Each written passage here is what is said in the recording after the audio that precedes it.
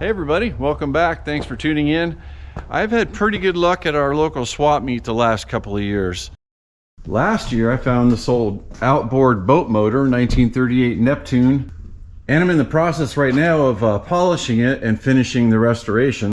Anyway, that was last year. And then 2 years ago, I got this little opposed twin 2-cycle Maytag washing machine engine that we restored on the channel. Turned out really good, and this also runs very well. That was a complete restoration on this one. Anyway, let me show you what I found this year. I found another little engine. This is a single cylinder. I think this was also made for washing machines, but I'm not 100% sure. As far as the year goes, somewhere in the early 40s to late 30s would be my guess. Hopefully we can figure that out as we go along. And this one's a little bit unique because it's a brand I've never heard of before, and it is a 4-cycle engine, not a 2-cycle. It's still got the maker's tag on here, but it's really worn out. I tried to clean some of it to read it, but all I can really make out on it is on the top it says 4-cycle. Then the name is Iron Horse Engine, and then the stamping is X-401. Then down here is just warnings, and it says Johnson Motor Company, Waukegan, Illinois, made in USA. So this is a Johnson Iron Horse 4-cycle engine. Now, like I said, I've never heard of an Iron Horse before, but I'm looking right at one. You know, it's the same size. It would be in the same class as that Maytag engine I just showed you. I did Google this a little bit, and the ones I saw online had foot pedals where you know, they'd be on the ground and you step on it with your foot to kick it over. Well, this one has a hand operated starter, so you pull it this way. So I don't know if this is somebody's adaptation. You know, maybe this originally came from the factory with a foot pedal. I can't tell because it kind of looks like a factory piece, and it almost looks like a factory fit, even though it's loose. So we'll have to do a little bit of research on that too. But pull the handle and it spins the engine that way. I can see we have an old condenser here running to something. The points are probably inside the cover in there. I've already looked in these two chambers. Inside this chamber down in here, I know you can't see it, but it looks pretty much like the hull of the Titanic down in there. And I think that was the fuel tank, the bottom, which is the same as the Maytag. This plastic nut, or this plastic plug, this looks to me like it came off of a lawnmower or something, you know, from a later year, because they would not have put a plastic plug like this on a late 30s engine. And it doesn't even really fit quite right. It's, you know, it's pretty loose in there. So somebody said, well, it's close enough, we'll just make it work. This plug is for the crankcase engine oil. There is just a teeny bit of oil in there, like just on the bottom, but I was able to put a stick down in there and get some oil out, and it still looks like oil. This engine looks to be pretty complete, even though I don't know anything about these. It looks like it has all the components there. This would be part of the governor mechanism coming down here to the throttle butterfly of the carburetor, and this little guy right here is the carburetor. I think this is the smallest carburetor I've ever seen. This wire here runs up to this thumb pull. It happens to be stuck, it's not moving, so I don't want to try to pull on it too hard and break it. I'm sure we can get that loose in the future. So my only guess is that that is probably the choke, and then once the engine fires, it probably you know, regulates itself as far as the speed with the governor, and there's probably some idle screw on here somewhere. But anyway, you see this line coming off the back of the carburetor here, and it makes a loop and goes down into the base of the assembly, and that confirms what I thought before, is that that's where you put the gasoline, is in the bottom.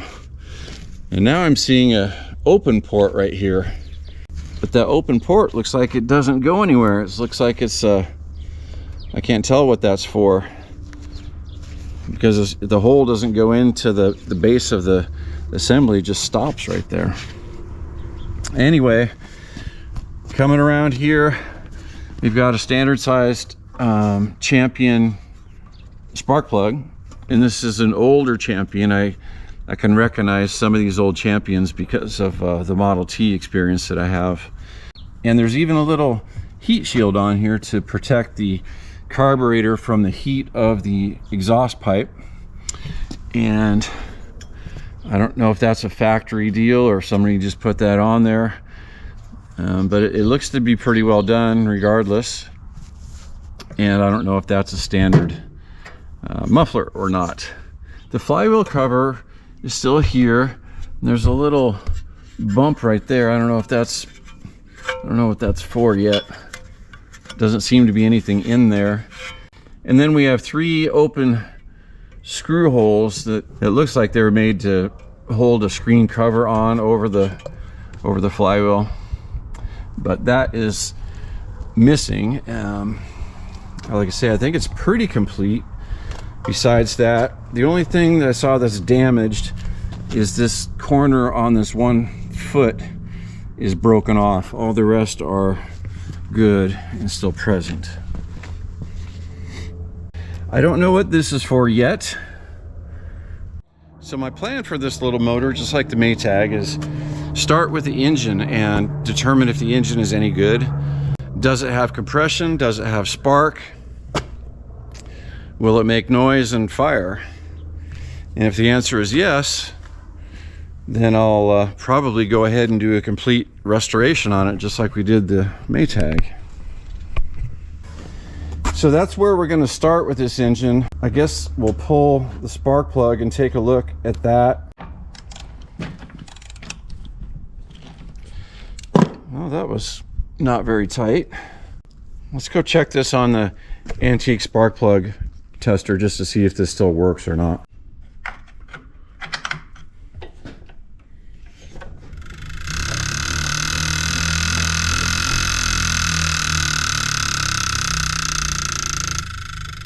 Still works.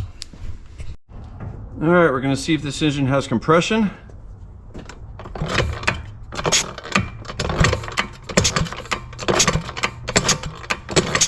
Yep, she's got compression. Oh! And it has spark too. It just got me. Well, that's one way to check for spark, I guess. I guess before I put any fuel down here and see if it'll run, I'm going to add some oil to the crankcase, just in case it starts to run. It's nice that it has spark.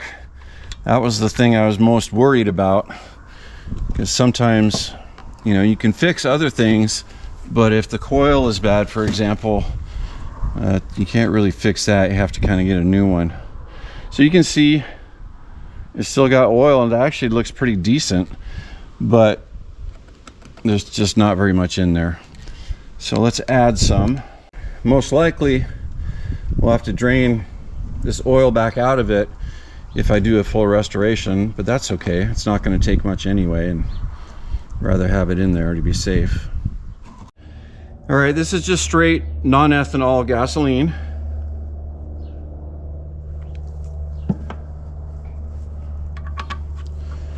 And so we've got compression and we've got spark. You know, theoretically this thing should fire. Uh-oh. Top of the spark plug is broken.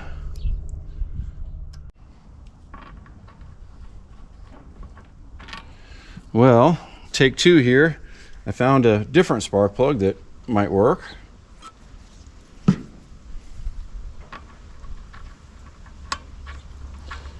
And I take it back what I said earlier, that little Champion plug was much smaller than a Model T spark plug is. It just has the same look to it.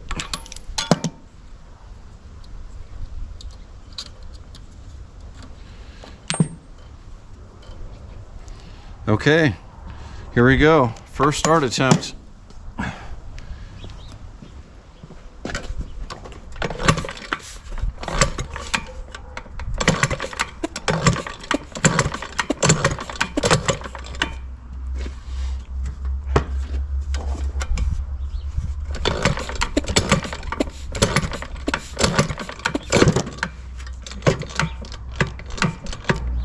I think the spring for the starting mechanism over here came loose, so it's not grabbing.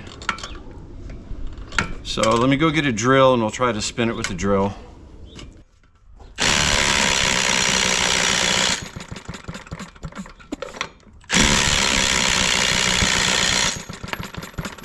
See that puff of smoke? She fired. Had to switch to Big Bertha here.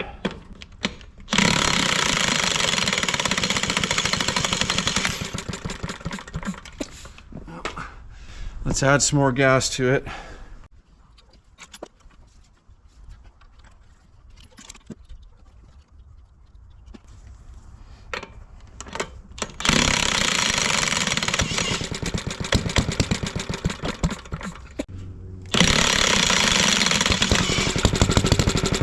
Oh yeah, we got a runner here.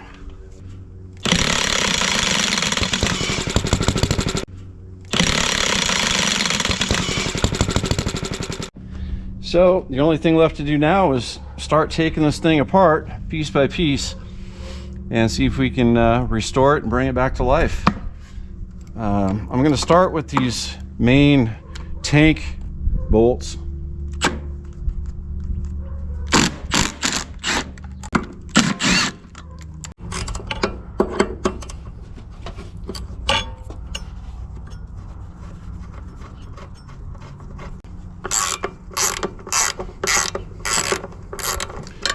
Oh, none of these have been tight so far. I actually don't think there's a lot of rust on this thing. I think it's just grime and dirt and surface rust. I don't think there's any rot in here. Yep, just like the Maytag.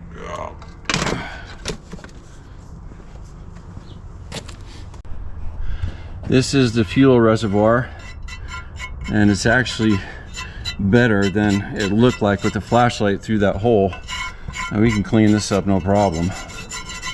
Just soak that for a while in parts cleaner, and then after that maybe some evaporust and she'll be good.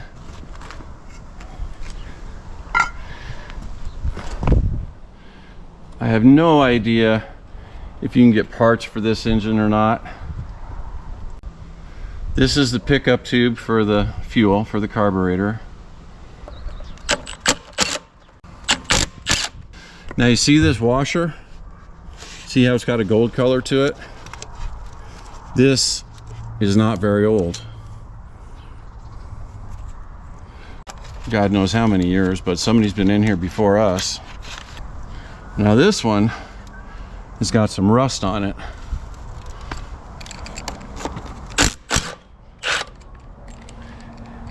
Yeah, it must not have been airtight under here, because if it was, there shouldn't be rust in here.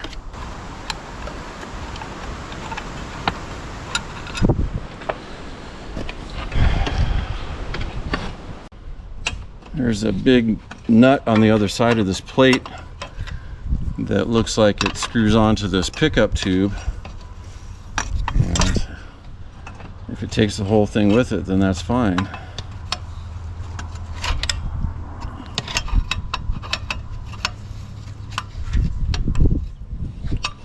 Definitely don't want to break this pickup tube. I mean, I suppose you could adapt something from another engine or something, but like I said, I don't know if we can get parts for this or not.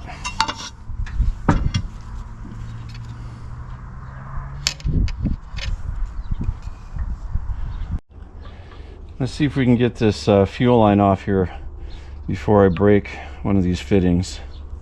Man, everything's just loose on this engine. It's strange. You know, that washer looked semi-new under there, but this engine clearly hasn't been run in a long time based on the condition of that gas tank. I think The crankcase is under this plate. That's my guess. So I don't want to remove that maybe just yet.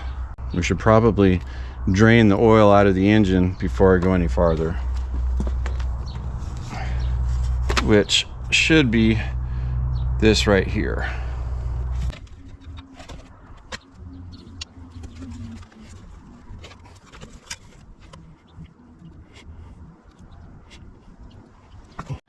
So I got most of the oil drained out of there, and I wanted to show you this. This was, you know, didn't know what this was, and I touched it and it moved, and you can pull this cap off. There we go. So this cap comes off, and underneath it's got a little button that says to open, push down here, to close, press sides.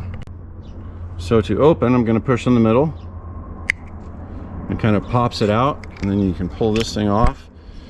My only guess at this point as far as what this is a crankcase breather, because this thing is definitely not airtight, right? So that's the only thing I can figure, and it does seem to have crankcase oil in there too. Put it back on, put it over the thing, and then you press the sides in. There. And it's just a piece of tin, and it still works. Well, it's been about 5 months since I touched this old iron horse. I've been busy with Willie's Jeeps and Ford tractors and other things. But yeah, let's get back to work on the disassembly. My plan is to get everything taken apart and cleaned up and painted and put back together. I'm not going to rebuild the engine on this one because it seemed to run okay. So we're just going to take everything off the exterior of it, clean it up, and paint it. This is the choke right here. This holds it on to the top over here.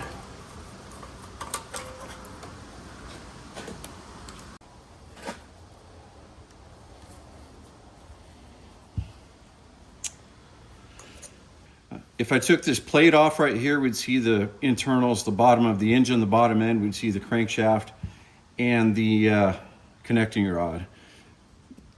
But I'm gonna leave that on. I do want to get the exhaust removed, and I want to get the carburetor removed and the pulley and gear over here because for some reason it stopped working. So we got to figure that out.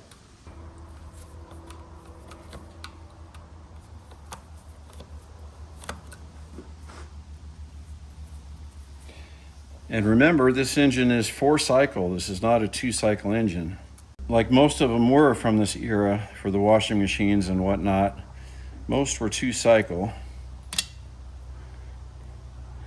And even got a little gasket on there. It still looks to be in decent shape. We may or may not reuse that. I'm not sure. Governor throttle arm looks to be connected to the, the butterfly shaft. So if we take this little screw out, or at least loosen it, I see the little screw on top was just a set screw, and this just fits over the top of that clip like that. And then the carburetor, again, looks to be pretty clean on the bottom side. I'm a little bit afraid to take this end off. Look at those tiny little screws. But we're gonna have to do that. But anyway, not right now. Let's save that for later. Sometimes these exhaust flange nuts can be a real nightmare. This one looks to be okay in the sense that, it isn't terribly rusted and corroded, it's just dirty. So I actually think we have a fighting chance to get this one off.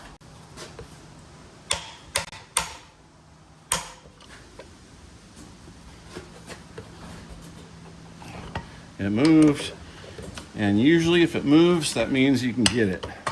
Not always, but most of the time. All right, now take our pipe wrench and see if we can break this whole thing loose. Like that. Okay, that wasn't so bad. Uh-oh. But we can't get it off because the plate is in the way and the muffler's in the way. So let's see if we can get this flange nut off and then take the muffler out. Oh yeah, she wants to come apart. I love it.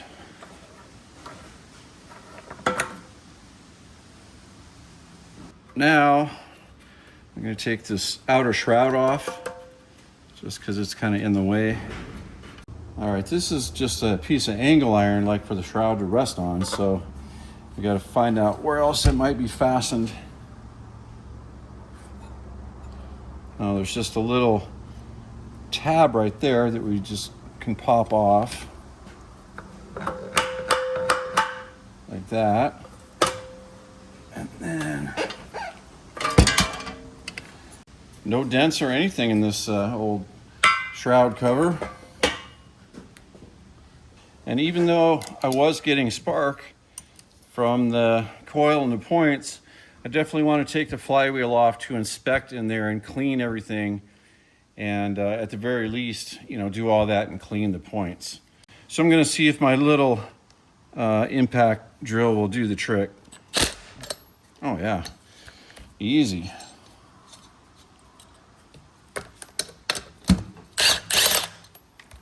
Now you have to be careful with these because this is either aluminum or some type of a pot metal. They tend to be fragile, so we have to take a little bit of care when we're trying to pull this off. I'm just going to see if this will budge before we get too crazy. Well, the flywheel ended up being no problem. I just took 2 pry bars, 1 on each side, and popped it loose. So that was nice. Nice that it's still intact and we didn't break anything. And let's take a look at this. Yeah, see how nasty that is in there? It's still working. But,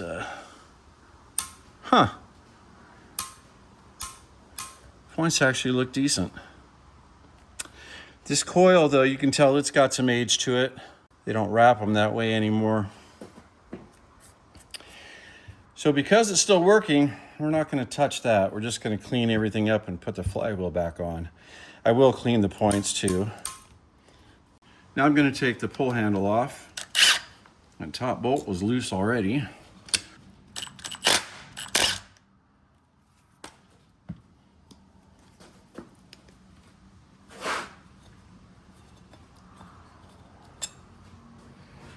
Bottom one's got a funny bolt on it, or is that just a spacer?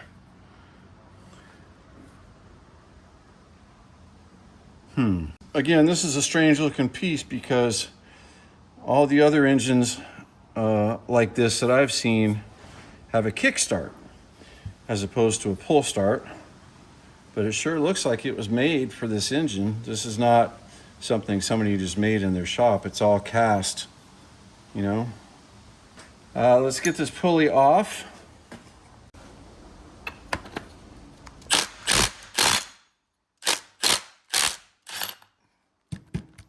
Washer spacer. If I turn the engine around over here, you can see the condenser is on the outside of it. Usually they're on the inside where the points are. Now I'll show you the front. Yeah, normally a condenser would be, you know, right there or down here or somewhere inside there. But I guess that's okay.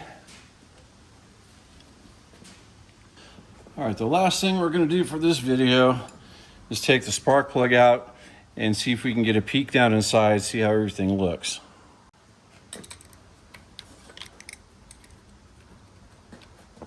NDW14-U.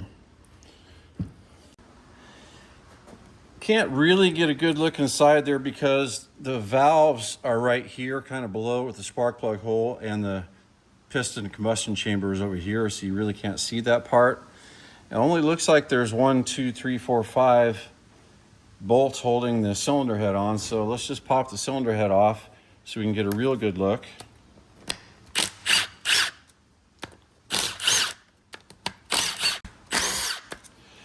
I'm just making sure they're all the same length, and they are.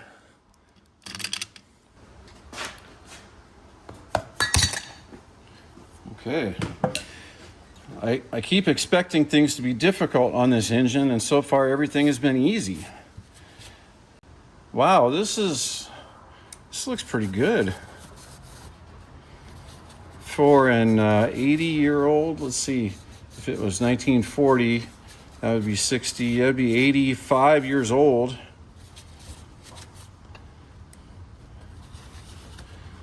There's not even a whole lot of carbon on the top of the piston.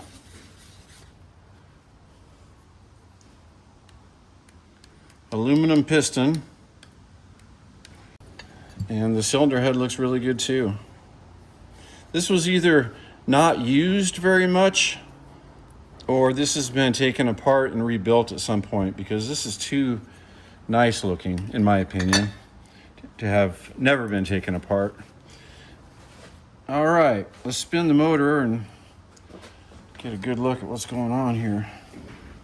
If we tip the engine up, you can see right there, that's the exhaust port, and this is the intake. So we know that this is the exhaust valve and this is the intake. So let's see, spin it clockwise. Piston goes down, and now we're sucking in some fuel. Piston comes up. That's not right. Maybe we're going the wrong way. Let's try this again, going counterclockwise if you're looking at it from the front.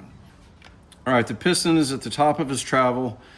We're going to start rotating it. The piston goes down, intake valve opens. We're sucking air and fuel in, building compression. Now the piston comes up, fires right there. Piston comes down after it fires, and then the exhaust port should start to open, and the piston comes up and pushes all the exhaust gases out the exhaust port. Exhaust port closes, and we start the 4-cycle rotation all over again. Intake, fire, down, and exhaust out, and then intake.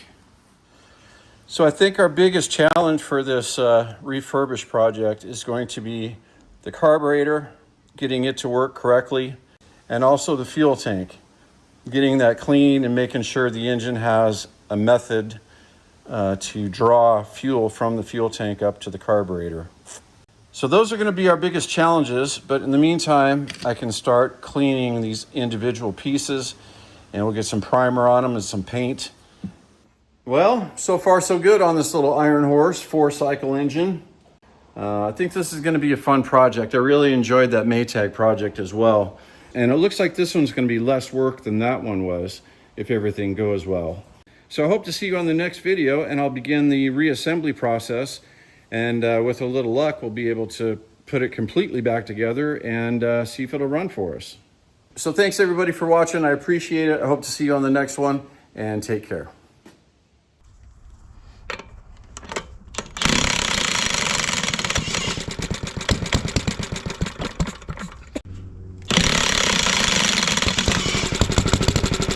Oh yeah, we got a runner here.